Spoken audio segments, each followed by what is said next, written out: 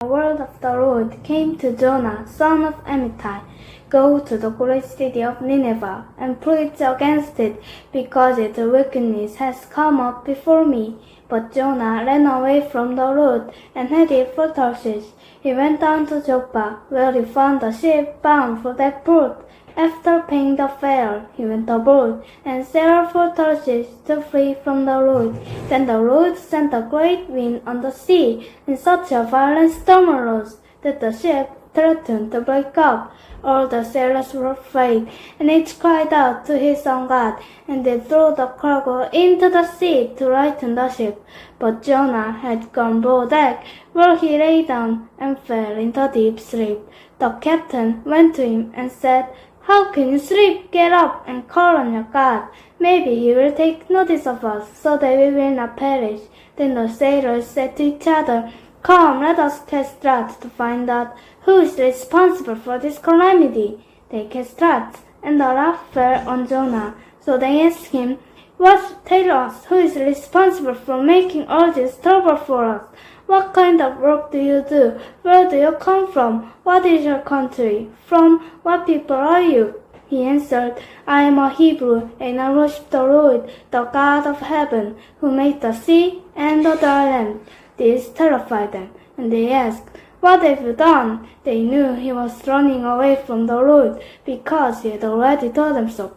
The sea was getting rougher and rougher, so they asked him, "What should we do to you to make the sea calm down for us?" "Pick me up and throw me into the sea," he replied, "and it will become calm. I know that it is my fault that this great storm has come upon you."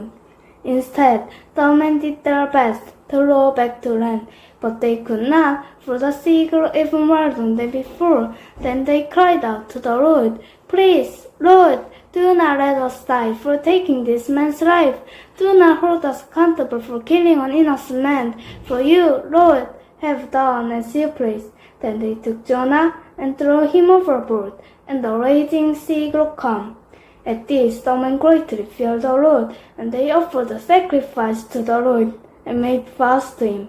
Now the Lord provided a huge fish to swallow Jonah, and Jonah was in the belly of the fish 3 days and 3 nights. From inside the fish, Jonah prayed to the Lord his God. He said, "In my distress I called to the Lord, and he answered me. From deep in the realm of the dead I called for help, and you listened to my cry. You hurled me into the depth, into the very heart of the seas, and the currents swirled about me. All your waves and breakers swept over me. I said, I have been banished from your sight, yet I will look again toward your holy temple." The engulfing waters threatened me. The deep surrounded me. Seaweed was wrapped around my head. To the roots of the mountains I sank down.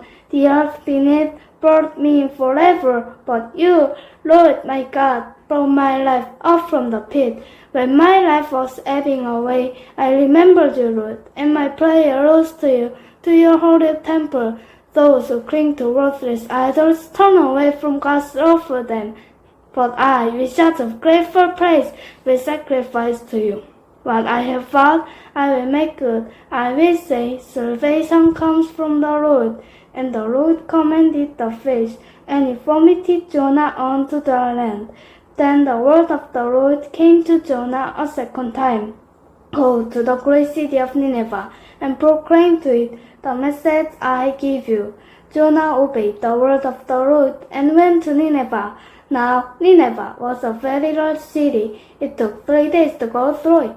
Jonah began by going a day's journey into the city, proclaiming, 40 more days and Nineveh will be overthrown." The Ninevites believed God. A fast was proclaimed, and all of them, from the greatest to the least, put on sackcloth. When Jonah's warning reached the king of Nineveh, he rose from his throne, took off his royal robes, covered himself with sackcloth, and sat down in the dust. This is the proclamation he issued in Nineveh. By the decree of the king and his nobles, do not let people or animals, herds or flocks taste anything. Do not let them eat or drink. But let people and animals be covered with sackcloth. Let everyone call only on God. Let them give up their evil ways and their violence. Who knows God may relent and with compassion turn from his fierce anger so that we will not perish.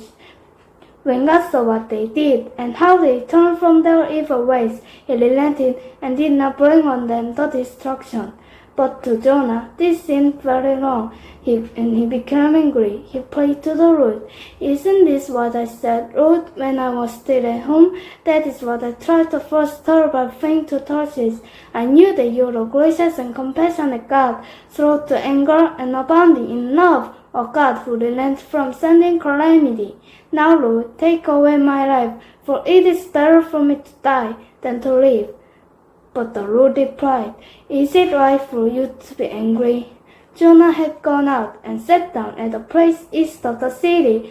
There he made himself a shelter, sat in its shade, and waited to see what would happen to the city. Then the Lord God provided a leafy plant and made it grow up over Jonah, to give shade for his head, to ease his discomfort, and Jonah was very happy about the plant. But at dawn the next day, God provided a worm which chewed the plant so that it withered. When the sun rose, God provided a scorching east wind, and the sun blazed on Jonah's head so that he grew faint. He wanted to die, and said, "It would be better for me to die than to live." But God said to Jonah, "Is it right for you to be angry about the plant?" "It is," he said, "and I am so angry I wish I were dead."